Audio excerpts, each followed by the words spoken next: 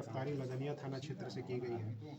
तो ये राजकुमार मंडल जो है पिछले माह लदनिया थाना क्षेत्र में 2 सीएसपी का लूट हुआ था, जिसमें जो हमारी टेक्निकल टीम है और एसडीपीओ जयनगर लगातार इसकी उद्भेदन के लिए कार्रवाई कर रहे थे और उसमें इसकी पहचान हुई थी कि ये सम्मिलित था उन लूटकांड में। तो कल इसके बारे में पता चला था, हम लोग को खबर चला था, तो इसको हम लोगों ने, हमारी टीम ने, टेक्निकल टीम ने और थाना अध्यक्ष लदनिया और एसडीपीओ झंझारपुर के द्वारा, एसडीपीओ जयनगर के द्वारा इसकी गिरफ्तारी के लिए कोशिश की गई और नेपाल नौकाहा बॉर्डर के पास से इसको गिरफ्तार किया गया, राजकुमार मंडल को।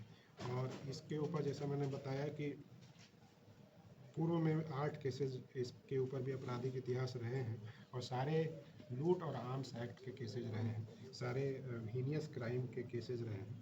तो राजकुमार मंडल को जब पकड़ा गया, उससे पूछताछ की गई तो उसके द्वारा बताया गया कि ग्राम इकहरी का रंजन कुमार सिंह है, जिसके यहाँ से ये हथियार लेता था किसी भी घटना को अंजाम देने के लिए।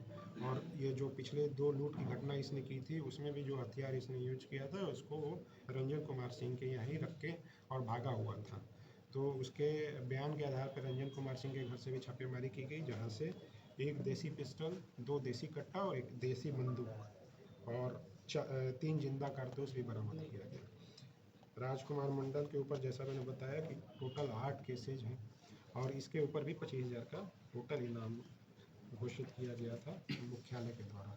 तो टोटल हम लोगों ने कल रात की जो ऑपरेशन है, इसमें 5 अपराधियों की गिरफ्तारी की है, जिसमें 3 अपराधी पे इनाम था, एक पे 50,000, 2 पे 25,000 का इनाम रखा गया था। उसके अलावा टोटल 6 अवैध हथियार बरामद किए गए हैं, 6 जिंदा कारतूस बरामद किया गया है और लगभग 100 ग्राम के आसपास ब्राउन शुगर की रिकवरी की गई है। तो एक बहुत अच्छी सफलता पूरी टीम के द्वारा, जयनगर अनुमंडल की टीम और झंझारपुर अनुमंडल की टीम और हमारी टेक्निकल टीम के द्वारा की गई है। ये जो इनाम की राशि है जो मुख्यालय के द्वारा घोषित हुई है, ये सारी टीम को हम लोग पुरस्कृत करेंगे उस इनाम राशि से। 2 जिंदा कारतूस और ओप्पो मोबाइल बरामद हुआ है।